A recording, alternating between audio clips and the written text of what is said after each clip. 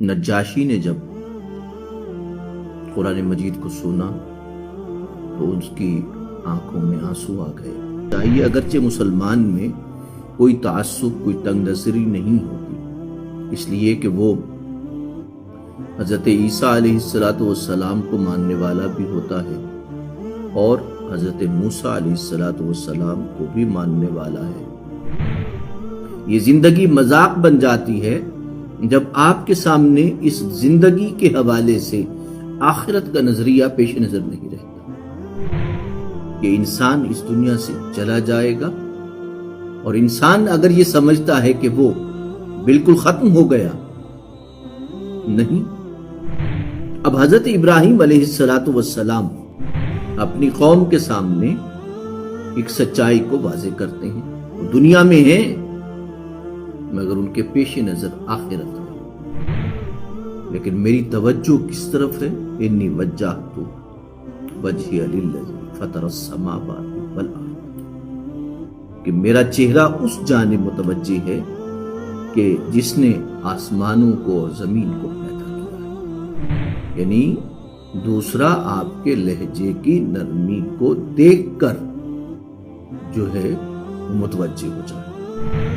یا اسلام کی دعوت دینے والے اے مسلمان، کیا تو نے قرآن کو سمجھا ہے؟ اگر یہ اتنی ہی اچھی کتاب ہے تو سب سے پہلے تو تمہیں پڑھنا چاہیے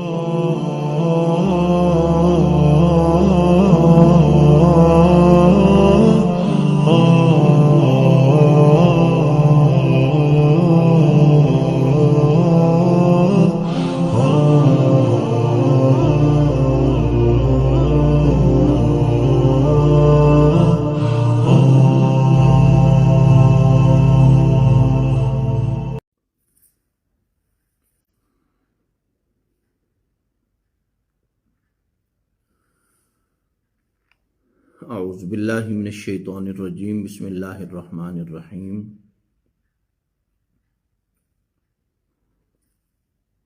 محترم مکرم سامعین، ناظرین، حاضرین،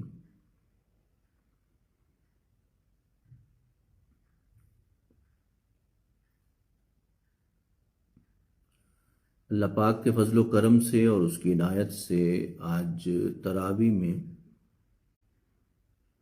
اگر آپ کہیں کل کی تراویح میں، بلکہ آج کی رات ہم نے جو تراویح پڑھی اس میں جو ہے وہ ہمارا 9 پارے تقریباً ہو گئے، 1 ورق کم. اور انشاءاللہ العزیز آج آنے والی تراویح میں ہم 10 پارے تلاوت کے اور سماعت کے مکمل کریں گے.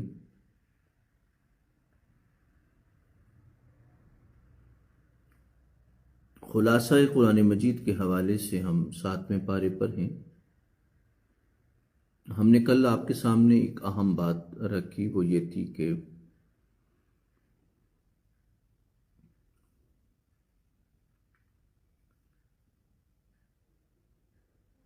قرآن مجید انسانوں سے بیہیویئر کو اور انسانوں سے رویوں کو کیسا رکھنے کو کہتا ہے.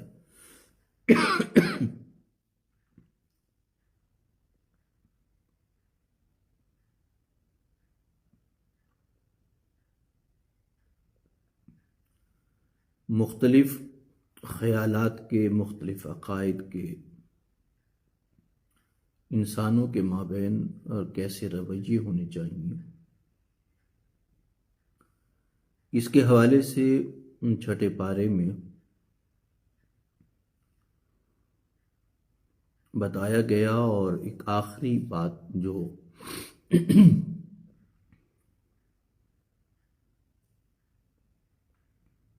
پوری امت کو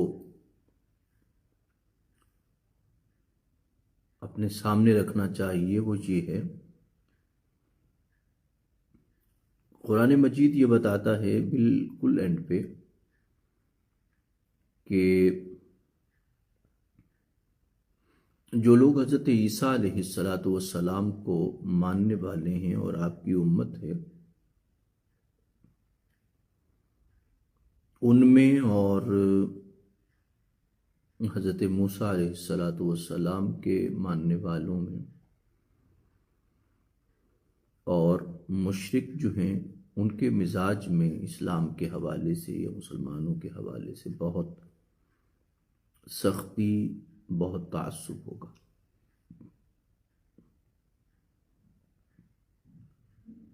اور حضرت عیسیٰ علیہ السلام کو ماننے والوں میں جو ہے وہ محبت ہوگی، عزت ہوگی، اور وہ خیال رکھیں گے مسلمانوں کا۔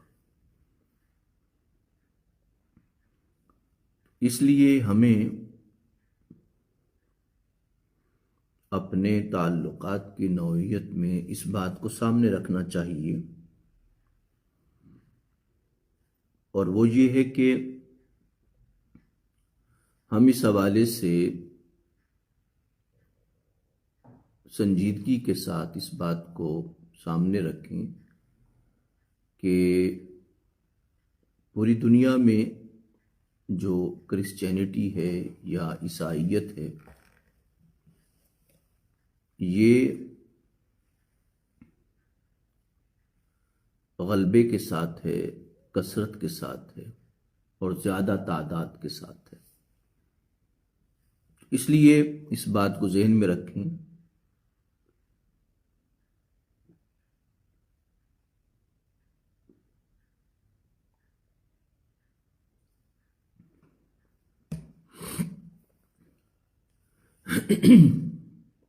اور یقیناً قرآن مجید کے جو الفاظ ہیں وہ اسی حقیقت کی دلالت کرتے ہیں، رہنمائی کرتے ہیں، اور جو عیسائیت کا رویہ ہے امت کے ساتھ اور ان کا بیہیویئر ہے وہ اسی حقیقت کو واضح کرتا ہے۔ یعنی ہمیں اپنی خارجہ پالیسی میں یا تعلقات کی نوعیت میں اس چیز کو مد نظر رکھنا چاہیے، اور قرآن مجید یہ بھی بتاتا ہے، جب 7ویں پارے کا آغاز ہوتا ہے تو قرآن مجید اس حقیقت کو واضح کرتا ہے کہ جب قرآن مجید ان لوگوں کے سامنے پڑھا گیا جنہیں پہچان تھی، اور قرآن ان افراد کا آغاز میں ذکر کرتا ہے جن کا تعلق کرسچینٹی سے تھا، عیسائیت سے تھا، انہیں جب قرآن سنا، یعنی حبشہ کے بادشاہ نے، نجاشی نے جب قرآن مجید کو سنا تو اس کی آنکھوں میں آنسو آ گئے۔ تو اس کا مطلب یہ ہے کہ قرآن مجید دراصل دونوں قوموں کے مابین ایک حد فاصل بیان کرتا ہے، اور ان کے رویوں میں، ان کے کردار میں، اور ان کی عادات میں، ان کی سوچ میں، اور ان کے افکار میں ایک واضح فرق جو ہے قرآن مجید دونوں قوموں کے درمیان بیان کرتا ہے۔ تو اس لیے ہمیں بھی اس حوالے سے، یعنی اپنے رویوں میں اس حوالے سے خیال رکھنا چاہیے، اگرچہ مسلمان میں کوئی تعصب، کوئی تنگ نظری نہیں ہوتی، اس لیے کہ وہ حضرت عیسیٰ علیہ السلام کو ماننے والا بھی ہوتا ہے اور حضرت موسیٰ علیہ السلام کو بھی ماننے والا ہے۔ اسی طرح وہ تمام انبیاء اور رسول کا احترام کرتا ہے اور انہیں مانتا ہے۔ اس لیے کسی بھی دین کو ماننے والوں سے زیادہ وسعت نظر جو ہے اور وسعت قلب جو ہے وہ مسلمان میں پائی جائے گی۔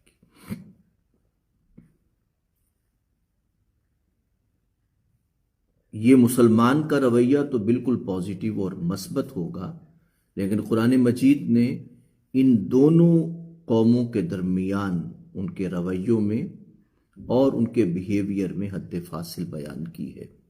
اس حوالے سے مسلمان اپنے تعلقات کی نوعیت کو دیکھ سکتا ہے۔ اب ہم 7ویں پارے میں اس حوالے سے آتے ہیں کہ 7ویں پارے میں ایک اہم بات وہ یہ ہے کہ 7واں پارہ دراصل مسلمان کو یہ بتاتا ہے کہ آپ نے دنیا میں رہنا ہے، دنیا میں بسنا ہے، دنیا میں ہر کام کرنا ہے، دنیا کو خوبصورت بنانا ہے، لیکن آپ کا نقطۂ نظر آخرت ہو۔ یعنی آپ دنیا میں رہتے ہیں لیکن آپ کے پیش نظر ہمیشہ آخرت رہے۔ اگر انسان کے پیش نظر آخرت نہ رہے تو پھر یہ دنیا لہو و لعب ہو جاتی ہے، کھیل اور تماشا بن جاتی ہے۔ یعنی اگر آپ نے یا ہم نے اس دنیا میں رہتے ہوئے آخرت کو پیش نظر رکھا، اپنے اٹھنے میں، اپنے بیٹھنے میں، اپنے سونے میں، جاگنے میں، زندگی کے معمولات میں اگر ہم نے آخرت کو پیش نظر رکھا تو اس کا مطلب یہ ہے کہ ہم دنیا میں رہ رہے ہیں لیکن ہم فی الواقع آخرت کی تیاری کی خاطر رہ رہے ہیں۔ اب قرآن مجید اس حقیقت کو اس طرح بیان کرتا ہے کہ آپ اگر بہت سے ایسے لوگوں کے ساتھ بیٹھے ہیں جو کہ مذاق کرتے ہیں اپنے دین کا، اپنے نظریات کا مذاق کرتے ہیں، یا ان کی نظر میں کوئی دین، کوئی نظریہ، کوئی حقیقت نہیں رکھتا، تو جب وہ آپ کے دین کا یا اپنے نظریے کا یا کسی بھی نظریے کا مذاق کریں، مذاق اڑائیں، اسے بے مقصد جانیں، تو قرآن کہتا ہے اس وقت تک کے لیے آپ ان کے ساتھ سے اٹھ جائیں۔ یعنی قرآن مجید یہ فرما رہا ہے کہ وَإِذَا رَأَيْتَ الَّذِينَ يَخُوضُونَ فِي آيَاتِنَا، اگر وہ ہماری آیات میں اگر وہ ایک طرح کا مذاق کریں اور ٹھٹھا اڑائیں اور غلط رویہ اپنائیں، تو پھر یہ ہے کہ جب تک وہ اس طرح کی لاہو و لعب میں مصروف رہیں تو آپ ان سے اجتناب کریں۔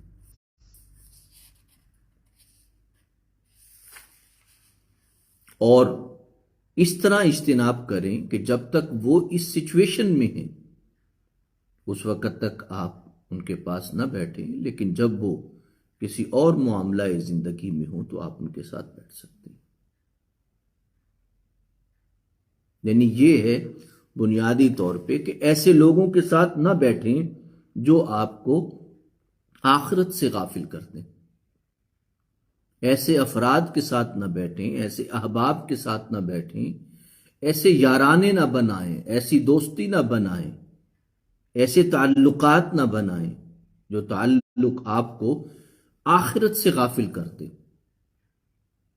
یعنی اس دنیا میں رہتے ہوئے آخرت کا پیش نظر رہنا، یہی دراصل 7ویں پارے کا خلاصہ ہے۔ اگر آپ اس کو دیکھیں تو اس پارے میں 2 بار 2 لفظ آئے ہیں۔ پہلے آیا ہے لعبون و لہو، پھر آیا ہے لہوم و لعب۔ یعنی یہ زندگی کھیل تماشا ہو جاتی ہے جب آپ کے پیش نظر آخرت نہیں رہتی، یہ زندگی مذاق بن جاتی ہے جب آپ کے سامنے اس زندگی کے حوالے سے آخرت کا نظریہ پیش نظر نہیں رہتا۔ اگر آخرت کا نظریہ آپ کے پیش نظر رہتا ہے تو پھر صورتحال مختلف ہوتی ہے۔ آپ دیکھیں حضرت عیسیٰ علیہ السلام، قیامت کا منظر حضرت عیسیٰ علیہ السلام کا پیش کیا گیا،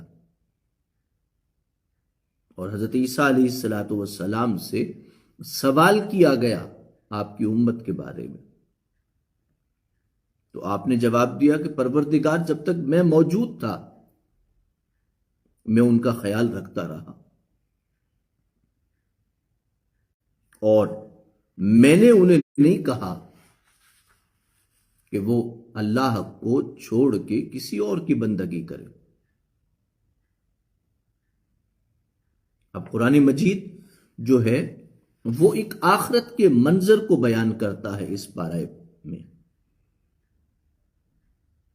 اور قرآن مجید اس حقیقت کو آپ کے سامنے بیان کرتا ہے، اور پھر یہ بتاتا ہے کہ اگر حضرت عیسیٰ علیہ السلام سے سوال ہو سکتا ہے اس حوالے سے، تو امت کے بارے میں آپ نے وضاحت کی، اس کی اللہ کے پیش نظر ساری جو چیزیں تھیں وہ تو موجود تھیں اور معلوم تھیں، لیکن پھر بھی اللہ پاک نے سوال کیا، اور سوال کر کے اللہ پاک نے پوچھا تو آپ نے جواب دیا اس کا۔ اب یہ قیامت کا منظر ہے۔ اسی پارے میں قرآن مجید بیج کا ذکر کرتا ہے، بیج کے پھٹنے کا ذکر کرتا ہے، زمین کے پھٹنے کا ذکر کرتا ہے، پھر یہ بتاتا ہے کہ کس طرح ایک مردہ چیز سے زندگی نمودار ہوتی ہے، کس طرح ایک ایسا بیج جس کی کوئی حقیقت نہیں ہوتی، مگر جب وہ زمین میں جاتا ہے تو اس سے ایک زندگی بنتی ہے اور ایک زندگی کا آغاز ہوتا ہے۔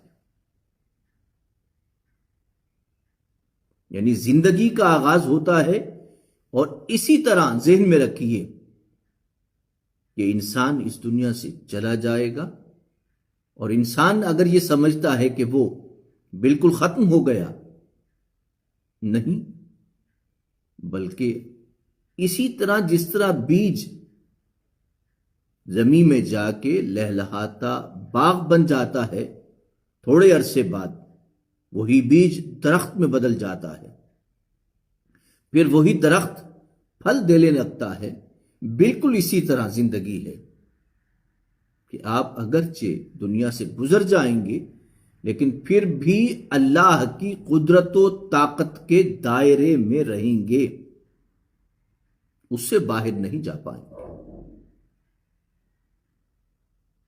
مقصد کہنے کا یہ ہے، اب آپ دیکھیے، ہم آپ کو حضرت ابراہیم علیہ السلام کے حوالے سے ایک بات بتاتے ہیں جو اس بارے میں بیان ہوئی۔ اب حضرت ابراہیم علیہ السلام کی جو قوم ہے وہ مختلف مظاہر کی پوجا کرتی تھی، اس کائنات کی مختلف چیزوں کی پرستش کرتی تھی، اور آپ کے چچا جو ہیں وہ اس حوالے سے یعنی گرو تھے اس کے اور لیڈر تھے۔ اب حضرت ابراہیم علیہ السلام دیکھیے کس طرح اپنی قوم کے سامنے ایک سچائی کو واضح کرتے ہیں۔ وہ دنیا میں ہیں مگر ان کے پیش نظر آخرت ہے، وہ دنیا میں ہیں مگر ان کے سامنے دنیا کی حقیقت موجود ہے، یہ دنیا فنا پذیر ہے۔ قرآن مجید بتاتا ہے کہ اللہ پاک فرماتے ہیں کہ فلما، قوم نے کہا کہ یہ جو چمکتا ہوا ستارہ ہے اس کی پرستش کرنی چاہیے۔ تو حضرت ابراہیم علیہ السلام کے بارے میں ہے کہ فلما جن علیہ اللیل رآ کوکبا،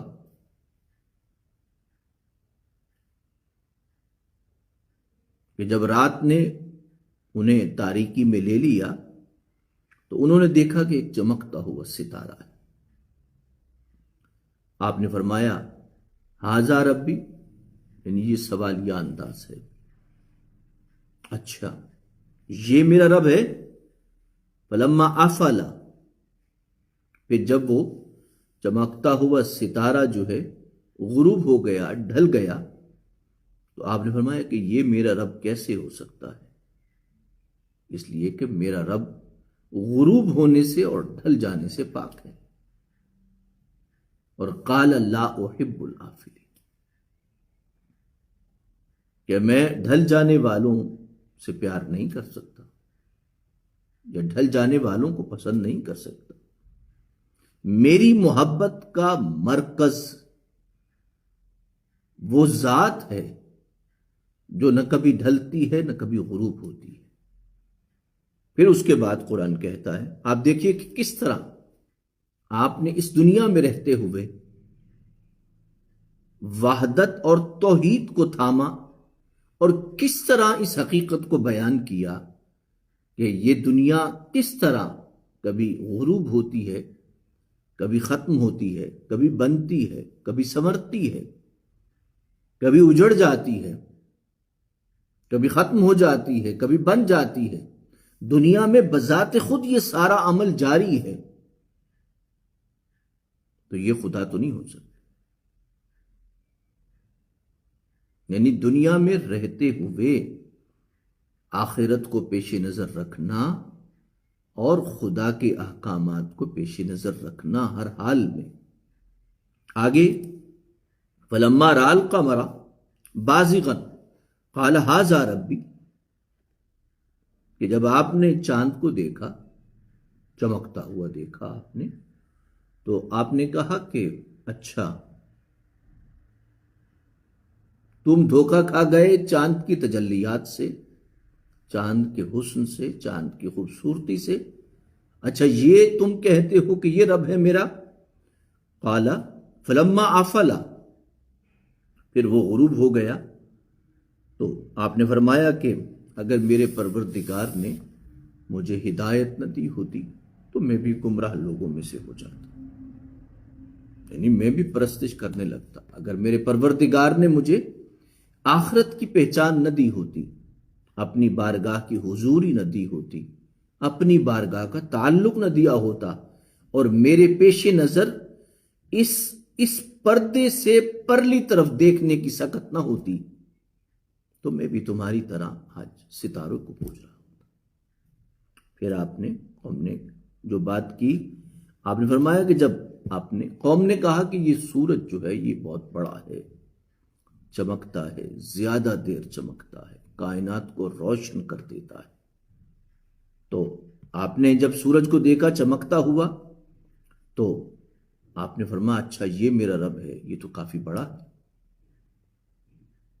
یعنی کچھ لوگ اسے پوچھ رہے تھے جب وہ نکلا، اس کی عظمت اور اس کی ہیبت کے سامنے سجدہ کر رہے تھے، اور اس کی روشنی اور اس کی چمک اور دمک انہیں مروب کیے دے رہی تھی، مگر جس کی نگاہ میں خدائے ذوالجلال کے جلوے ہو، اس کی نظر میں سورج کی روشنی اور تمازت اسے کیسے مروب کر سکتی ہے؟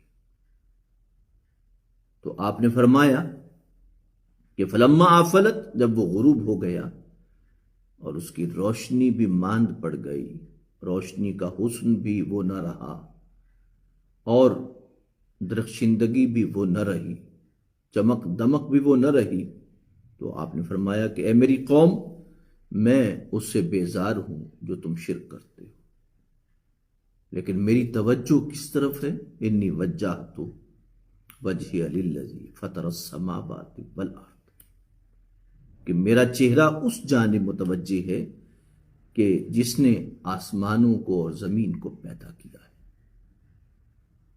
اور حنیفہ میں یکسو ہوں، ان سے بیزار ہوں، کہ تم شرک کرتے ہو اس سے بیزار ہوں، اور اللہ کی جانب یکسو ہوں، وما انا من المشرکین، اور مشرک نہیں ہوں۔ یعنی حضرت ابراہیم علیہ السلام، ایک بات ذہن میں رکھیے گا، اور یہ ہمارا آخری پوائنٹ ہوگا، کہ اس دنیا میں رہتے ہوئے خدا کو مانتے ہوئے، آخرت کے تصور کے ہر لمحے اپنے پیش نظر رکھتے ہوئے، یعنی اس دنیا میں اس طرح جینا کہ آخرت کا تصور کسی بھی لمحے نگاہوں سے اوجھل نہ ہو۔ لیکن اگر اس جہان میں خدا کو نہ ماننے والے لوگ بھی ہوں گے، تو کیا نہ ماننے والوں کے پیچھے لٹ لے کے لگ جائیں، ان سے بد اخلاقی کرنے لگ جائیں، یا ان کو پریشرائز کریں. نہیں، قرآن مجید کہتا ہے واضح دلائل کے ساتھ، دو ٹوک گفتگو کے ساتھ ان کے سامنے حقائق کو رکھیں. قرآن مجید نے بڑی خوبصورتی کے ساتھ دلائل کو پیش کیا ہے. یعنی کوئی لٹ نہیں مارا، کوئی بدتمیزی نہیں کی، کوئی بد اخلاقی نہیں کی، بلکہ قرآن تو کہتا ہے کہ ادعو الی سبیل ربک بالحکمہ والموعظۃ الحسنہ. آپ نے اگر ادعو الی سبیل ربک، اپنے رب کی راہ کی جانب بلانا ہے، تو طریقہ کار کیا ہے؟ تو بلانے کا طریقہ یہ ہے کہ تم اپنے رب کی راہ کی طرف بلاؤ. یعنی اس سے نہیں روکا گیا.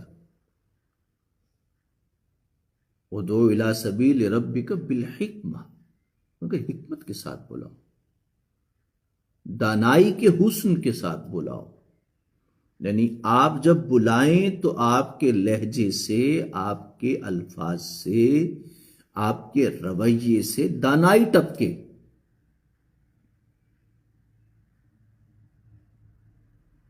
یعنی یہ نہیں ہے کہ کوئی جب آپ بات کریں تو آپ کی بات میں حماقت ہو، بے وقوفی ہو، بے عقلی کی باتیں ہوں. یعنی جس دور میں آپ زندہ ہیں، اس دور میں رہتے ہوئے پوری حکمت کے ساتھ، دانائی کے ساتھ، یعنی اس دور کی حکمت کے ساتھ، اس دور میں جو رویہ ہے، جو انداز فکر ہے، اس کے مطابق رکھتے ہوئے. اور والموعظۃ الحسنہ، آپ کے لہجے میں حسن بھی ہو، نرمی بھی ہو، نرماہٹ بھی ہو. یعنی دوسرا آپ کے لہجے کی نرمی کو دیکھ کر جو ہے وہ متوجہ ہو جائے. یعنی نرمی کا یہ مطلب نہیں ہے کہ آپ آج نرمی برتیں اور کل کہیں کہ میں نے تجھے جتنا سمجھانا تھا سمجھا لیا، اب میں تیرا ذرا ٹھکائی کرنے لگا. یوں نہیں، اللہ کی طرف بلانا ہے. اگر آپ میں حوصلہ نہیں ہے، آپ میں صبر نہیں ہے، آپ میں نرماہٹ نہیں ہے، آپ اگر برداشت نہیں رکھتے تو آپ یہ کام نہ کریں. کوئی لازمی تو نہیں ہے آپ پہ، کیونکہ آپ کون سا نبی ہیں. نبی کے لیے لازم ہوتا ہے کہ اس نے اس ذمہ داری کو نبھانا ہوتا ہے. لیکن اگر آپ میں حوصلہ نہیں ہے، ہمت نہیں ہے، برداشت نہیں ہے، تو ایسا دین کا کام یا دعوت کا کام نہ کیجیے. اس لیے کہ آپ اس دعوت کے کام کو کرتے ہوئے نقصان دیں گے دین کو اور اسلام کو. اور پھر قرآن کہتا ہے وَجَادِلْهُمْ بِالَّتِي هِيَ أَحْسَنُ. اگر بات بحث کی صورت اختیار کر جائے تو سب سے حسین طریقہ جو ہے، یعنی اس سے زیادہ خوبصورت بات کرنے کا طریقہ کسی قوم کے پاس نہ ہو جو دعوت دینے والے کے پاس ہو. یعنی اس لہجے میں بات کرے کہ اتنا خوبصورت لہجہ دیگر اقوام اس سے ادھار لے کر جائیں، اس سے مانگ کر جائیں، اس کے لہجے کو اپنائیں. تو مقصد کہنے کا یہ ہے کہ اس دنیا میں رہنا ہے. یقینی بات ہے کہ مخالفت بھی ہوگی، مقابل میں لوگ بھی آئیں گے، مقابل نظریات بھی آئیں گے. تو کیسے رہنا ہے؟ پیش نظر آخرت کو رکھنا ہے، اور اس دنیا میں دلائل سے بات کرنا ہے. اور جب آپ بالحکمہ والموعظۃ الحسنہ وجادلہم باللتی ہی احسن، تو آپ نے یہ پیش نظر رکھنا ہے کہ ہدایت اللہ کے ہاتھ میں ہے. میرے اور آپ کے ہاتھ میں ہدایت کی ڈور نہیں ہے کسی کو ہدایت دینے کی طاقت نہیں ہے، یہ ہدایت بس اللہ نے دینی ہے۔ ہمیں صرف اور صرف گفتگو کرنا ہے، بات کرنا ہے، دلیل سے سمجھانا ہے، یعنی ہم پہ ہدایت کا بانٹنا نہیں ہے، کسی پہ زبردستی نہیں ہے، ٹھوسنا نہیں ہے کوئی بھی چیز۔ اس لیے ذہن میں رکھیے کہ اس دنیا میں آخرت کو پیش نظر رکھنا ہے، اور اگر نظریات کا تخاصم ہو جائے، تقابل ہو جائے، مقابل پہ آ جائیں، کوئی مخالف ہو جائے، تو اس کا طریقہ کار یہ ہے کہ آپ نے دلیل سے بات کرنا ہے، دلیل کو پیش نظر رکھنا ہے۔ اور یاد رکھیے کہ دین دعوت کے کام میں بنیادی طور پہ استقامت مانگتا ہے، ہم سے استقلال مانگتا ہے، اور دلیل اور حکمت اور دانائی اور خوبصورت گفتگو اور آسان طریقے سے بحث، یہ دراصل ہمیں یہ بتاتا ہے کہ ہمیں دور جدید کی تمام امور کا مطالعہ بھی کرنا ہوگا، ان سے باخبر بھی رہنا ہوگا، قرآن مجید کو اپنی دعوت کی بنیاد بنانا ہوگا۔ ہم مثال کے طور پہ اگر کوئی شخص قرآن کی بات کرتا ہے اور سامنے والا اس سے پوچھتا ہے، کوئی کہتا ہے کہ بھئی قرآن مجید جو ہے اسے پڑھو، اب وہ اپنے مقابل شخص کو قرآن کی دعوت دے رہا ہے۔ اب ہمارے ہاں ایک شخص نے یہاں پر ایک غیر مسلم کو قرآن مجید پیش کیا، قرآن مجید پیش کیا اور کہا کہ اسے پڑھو، تو اس نے پوچھا کیا آپ نے پڑھا ہے؟ تو کہنے لگے میں نے تو نہیں پڑھا، تم پڑھو۔ یعنی آپ دیکھیے کہ اگر ہم قرآن مجید پیش کرتے ہیں، قرآن مجید دیتے ہیں، تو سب سے پہلا سوال تو ہم سے یہی ہوتا ہے کہ کیا اے دینے والے مسلمان تو نے قرآن کو پڑھا ہے؟ یا اسلام کی دعوت دینے والے اے مسلمان کیا تو نے قرآن کو سمجھا ہے؟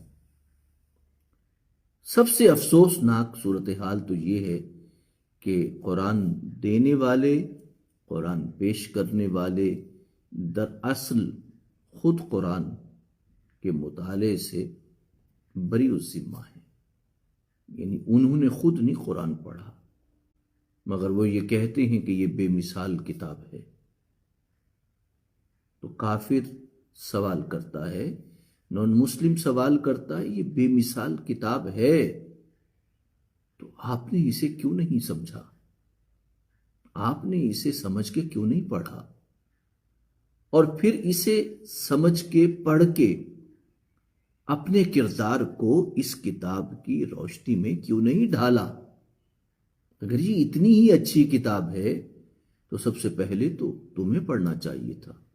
تم مجھے کہہ رہے ہو پڑھ لو، لیکن خود تم نے مطالعہ نہیں کیا۔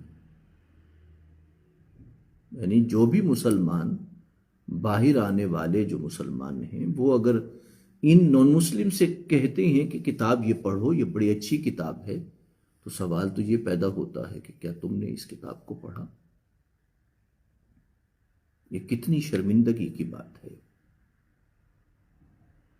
اور کتنی دراصل کیا کہیں اسے کہ ہمارے لیے کتنی پشیمانی کی بات ہے، کتنی ندامت کی بات ہے کہ نان مسلم جب ہم سے سوال کرتا ہے کہ آپ جس کتاب کو میرے سامنے پیش کر رہے ہیں یا مجھے دے رہے ہیں، کیا آپ نے بھی پڑھا؟